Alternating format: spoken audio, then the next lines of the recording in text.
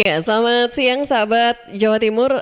Saya Tika Hamsar yang siang hari ini kembali menemani Anda di Breaking News Update COVID-19 dalam Jatim News Today.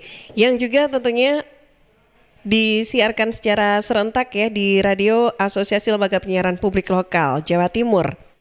Disiarkan di Suara Sidoarjo, Persada Kabupaten Blitar, Pradaya Surat Tuban, Ralita Pamekasan, Mahardika Kota Blitar, Erasal Nganjuk, Suara Gresik dan Suara Madiun.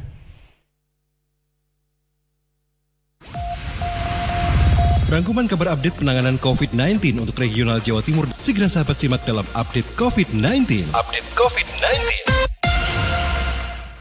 Ya sahabat, untuk edisi hari ini di hari Rabu ya 20 Mei 2020 kita awali laporan dari Suara Sidoarjo. Ada Billy Patopoy. Gugus Tugas COVID-19 gelar rapat koordinasi bersama Forkopim Kawaru.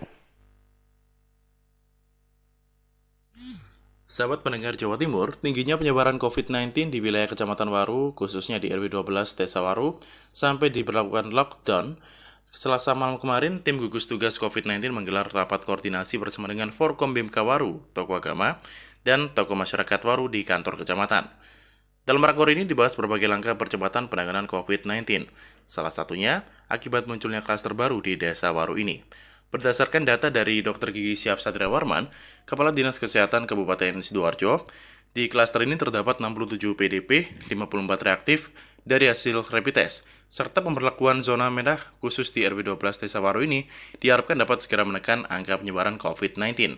Sementara itu, Nur Ahmad Saifuddin, Cak Nur, Wakil Bupati Sidoarjo menjelaskan, penyebaran COVID-19 saat ini menjadi perhatian penanganan khusus dan ini sudah dilakukan dengan berlakunya lockdown di RW 12 Desa Waru.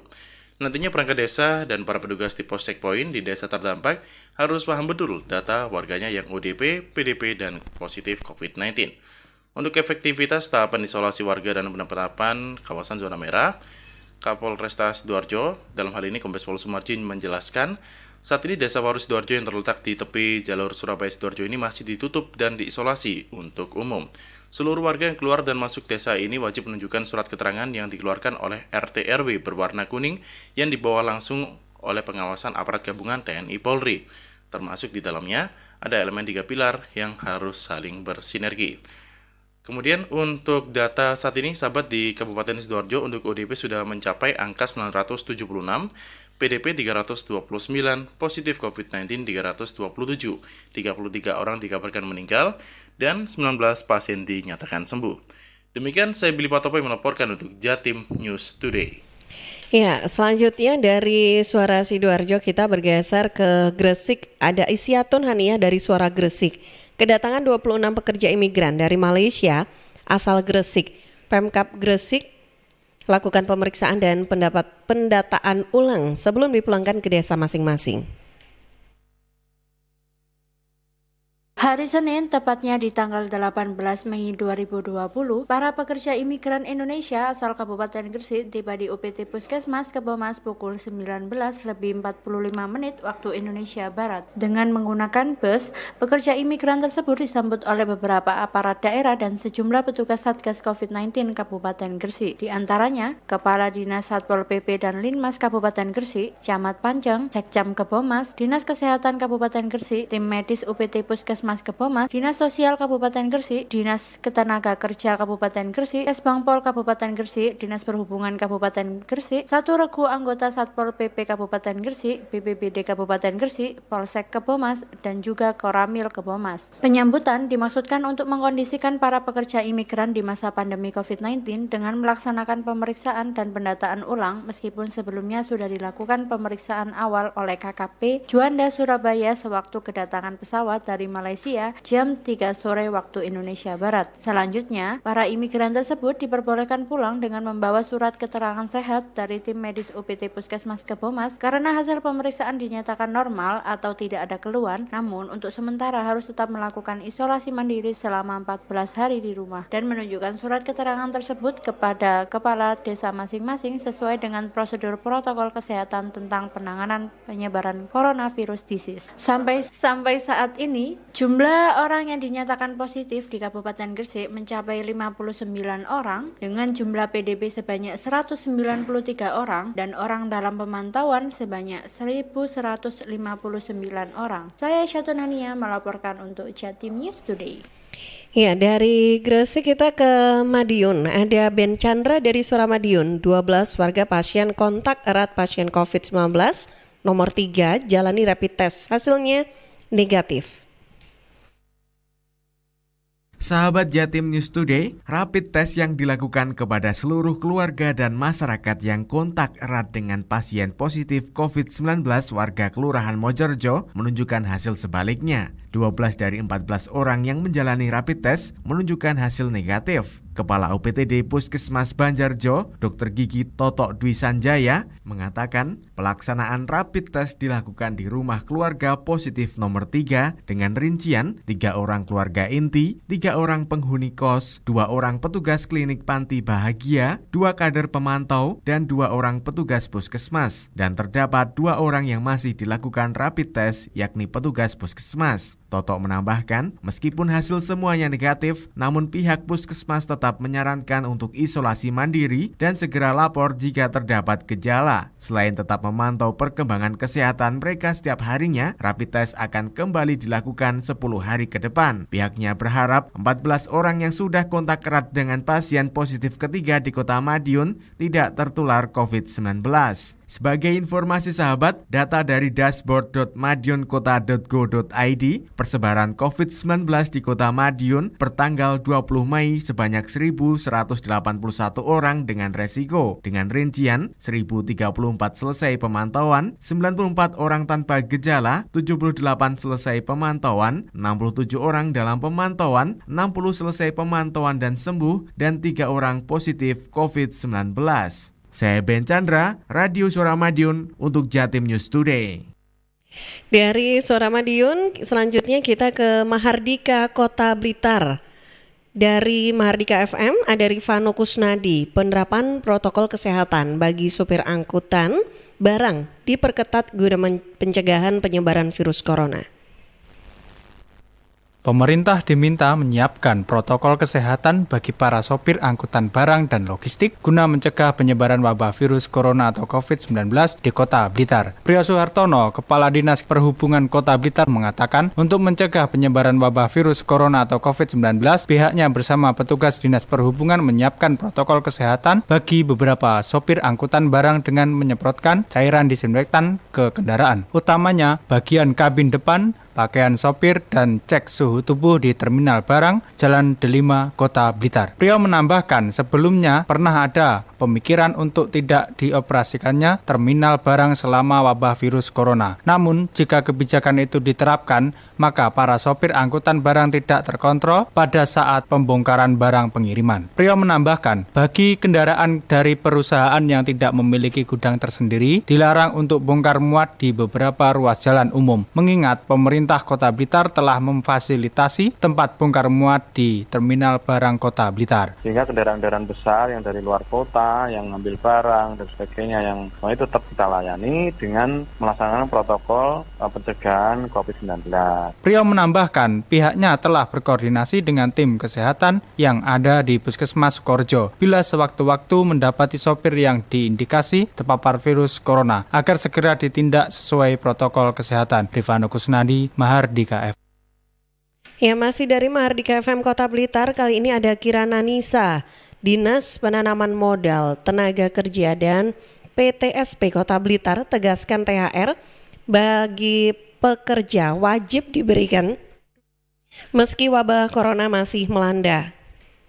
Sobat, pemerintah telah mengatur kebijakan pemberian tunjangan hari raya THR di tengah wabah corona. Sejak pertengahan bulan Mei, Kementerian Ketenagakerjaan telah menerbitkan surat edaran yang di dalamnya menjelaskan tentang kewajiban perusahaan untuk memberikan THR keagamaan bagi karyawan yang telah bekerja aktif selama 1 bulan atau lebih. Demikian disampaikan Suaryono, Kepala Dinas Penanaman Modal, Tenaga Kerja dan PTSP Kota Blitar. Suaryono menjelaskan, THR bagi karyawan yang sudah bekerja selama 1 bulan namun kurang dari setahun, pemberiannya berdasarkan hitungan masa kerja di dibagi 12 dikali gaji 1 bulan. Sementara bagi karyawan yang telah bekerja aktif selama 1 tahun lebih, berhak menerima THR 1 kali gaji. Sedangkan bagi mereka yang menerima gaji di atas UMK, maka pemberian THR disesuaikan dengan perjanjian kerja. Suaryono menyebut normalnya pembagian THR diberikan H-7 Lebaran. Namun di tengah wabah corona, perusahaan boleh menyicil pemberian THR asal ada kesepakatan dengan karyawan dan harus lunas pada Desember 2020. Suaryono mengaku akan menyurati perusahaan di Kota Blitar perihal mekanisme pemberian THR untuk karyawan. Itu boleh untuk dicicil, tapi itu harus kesepakatan. Boleh sampai dengan Desember harus lunas. Saya akan meluncurkan surat pada perusahaan-perusahaan untuk memberikan laporan bagaimana tata cara pemberiannya THR-nya. Sementara itu, Sobat, mengantisipasi adanya keberatan dari perusahaan atau karyawan terkait pemberian THR, Dinas Penanaman Modal, Tenaga Kerja, dan PTSP Kota Blitar membuka posko pengaduan di dinas setempat. Kirana Nisa, Mahardika FM.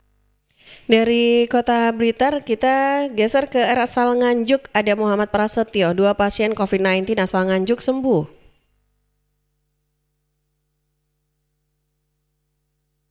Jumlah pasien COVID-19 yang sembuh kembali bertambah setelah sebelumnya 5 pasien dinyatakan negatif corona dan diperbolehkan pulang. Kemarin ada 2 pasien lagi yang dinyatakan sembuh. Data yang kami himpun menyebutkan 2 pasien sembuh adalah Imam Mujaib, 52 tahun asal Baron, dan Muhammad Hudaya, 44 tahun asal Prambon. Keduanya merupakan pegawai Kemenak Nganjuk dan tertular corona dari klaster Asrama Haji Sukolilo, Surabaya. Juru bicara gugus tugas percepatan penanganan COVID-19 Nganjuk, Dr. Hendrianto mengatakan, setelah menjalani 2 kali swab, sampel dari 2 pria tersebut dinyatakan negatif. Lebih jauh, Hendri menjelaskan 2 pasien tersebut masuk ke rumah sakit sejak awal April lalu. Khusus untuk Hudaya yang sempat dirawat di Rumah Sakit Bayangkara sempat dipulangkan setelah dinyatakan sehat. Tetapi dia dievakuasi kembali ke RSUD Nganjuk karena hasil swabnya menyatakan positif. Dengan kesembuhan 2 pasien kemarin, total pasien corona yang sembuh sebanyak 7 orang. Adapun 13 pasien lainnya saat ini masih dirawat di rumah sakit. Sementara itu, tidak hanya pasien positif COVID-19 yang hasil swabnya negatif. Sesuai hasil yang diterima gugus tugas, ada 2 pasien dalam pengawasan atau PDP yang hasil swabnya juga negatif. Mereka adalah laki-laki berusia 59 tahun dan perempuan berusia 22 tahun asal Kecamatan Nganjuk. Untuk diketahui, meski ada 2 PDP hasil swabnya negatif, kemarin kembali terjadi penambahan 6 orang untuk status PDP. Mereka adalah laki-laki berusia 86 tahun asal Tanjung Anom dengan riwayat sesak, batuk, demam, dan nyeri tenggorokan. Ada pula laki-laki berusia 58 tahun asal Lengkong yang mengeluh sesak dan batuk. 2 pasien tersebut saat ini dirawat di RSUD Nganjuk. Selanjutnya, perempuan 26 tahun asal Loceret yang punya kontak dengan pasien dengan rapid test reaktif. Kemudian perempuan berusia 69 tahun asal Pace, dia memiliki keluhan sesak, batuk, dan memiliki riwayat kontak dengan anaknya dari Surabaya. Serta perempuan 31 tahun asal Loceret yang juga menderita sesak nafas, keduanya juga dirawat di RSUD Nganjuk. Terakhir, laki-laki berusia 31 tahun asal Kecamatan Nganjuk yang dirawat di RSUD Nganjuk karena mengalami batuk dan demam. Sekarang jumlah PDP sebanyak 68 orang. Adapun untuk orang dalam pemantauan tetap berjumlah 85 orang. Demikian juga orang tanpa gejala yang sebanyak 686 kasus. Sedangkan untuk orang dalam resiko kembali bertambah menjadi 33.426 kasus. Saya Muhammad Prasetyo, RSAL FM Nganjuk. Dari Nganjuk kita ke Kabupaten Blitar. Ada Ari Kusuma dari Persada FM Kabupaten Blitar. Bupati Blitar minta bantuan langsung tunai, tidak dibelikan baju lebaran. Bupati Blitar Yanto meminta seluruh penerima bantuan langsung tunai atau BLT dana desa di wilayahnya tidak dipergunakan untuk mencukupi kebutuhan fisik seperti pembelian baju atau sepatu. Karena mendekati lebaran, tradisi masyarakat membeli pakaian baru kemungkinan masih terjadi. Berdasarkan petunjuk teknis dari pusat, penyaluran BLT dana desa diharapkan rampung sebelum lebaran, sehingga warga yang menerima bisa memanfaatkan bantuan dengan baik dan benar, terutama terutama untuk penambahan gizi maupun mencukupi kebutuhan nutrisi di tengah waspada corona. Ia juga mengingatkan masyarakat supaya bantuan itu tidak diperuntukkan memenuhi perlengkapan lainnya seperti belanja pernak-pernik Idul Fitri. Adalah untuk penambahan gizi, ya. Jadi tidak untuk beli pakaian, tidak untuk beli perlengkapan yang lain untuk ngecat rumah, karena ini menjelang Lebaran ini rawan kalau tidak kita ingatkan. Jadi tujuannya adalah untuk menambah gizi, bisa beli beras, beli telur, beli daging, beli sayur mayur dan sebagainya.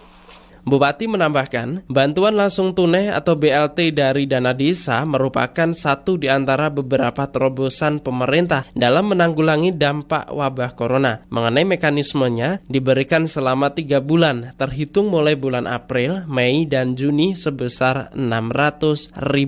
Ari Kusuma, LPPL Radio Persada FM Blitar. Ya, masih dari Persada FM Kabupaten Blitar, ada Risma Erina. Tambah 1 kasus konfirmasi positif virus corona di Kabupaten Blitar dari Kecamatan Doko. Juru bicara gugus tugas percepatan penanganan COVID-19 Kabupaten Blitar, Krisnayekti mengatakan ada 1 tambahan pasien positif corona, sehingga saat ini total ada 11 kasus. 3 diantaranya meninggal dunia, 2 lainnya dinyatakan sembuh dan 6 pasien diobservasi, termasuk tambahan 1 pasien baru. Krisna menjelaskan 1 pasien tambahan adalah Y, 61 tahun, seorang perempuan beralamat di Desa Sidorejo, Kecamatan Doko. Data penambahan ini dari provinsi, di mana pasien tersebut sedang dirawat di Rumah Sakit BUMN di Gresik. Setelah di-tracing di lapangan, ternyata yang bersangkutan sudah 6 bulan yang lalu tidak bertempat tinggal di Sidorejo, Kecamatan Doko. Selain tambahan 1 positif, ada 2 tambahan PDP meninggal, yakni MN 82 tahun, seorang laki-laki warga Desa Gading, Kecamatan Selopuro. Pasien mempunyai riwayat hipertensi. Pasien PDP kedua yang meninggal dunia adalah SW 37 tahun, laki-laki beralamat di Desa Sukosewu, Kecamatan Gandusari. Riwayat pasien pulang dari Surabaya. Untuk diketahui, hingga 19 Mei 2020, jumlah PDP di Kabupaten Blitar mencapai 40 orang. Sebanyak 18 diantaranya sudah pulang, 7 masih dirawat dan 15 orang meninggal dunia. Saya Risma Erina, LPPL Radio Persada FM Kabupaten Blitar, melaporkan untuk Jatim News Today.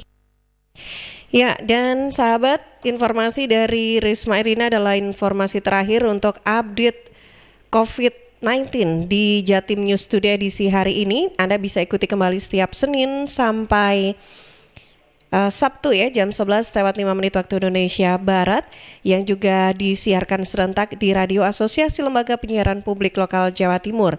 Disiarkan di Suara Sidoarjo, Persada Kabupaten Blitar, Radia Suara Tuban, Ralita Pamekasan, Mardika Kota Blitar, Ersal Nganjuk, Suara Madiun, dan Suara Gresik. Saya Tika Amsar pamit, selamat siang.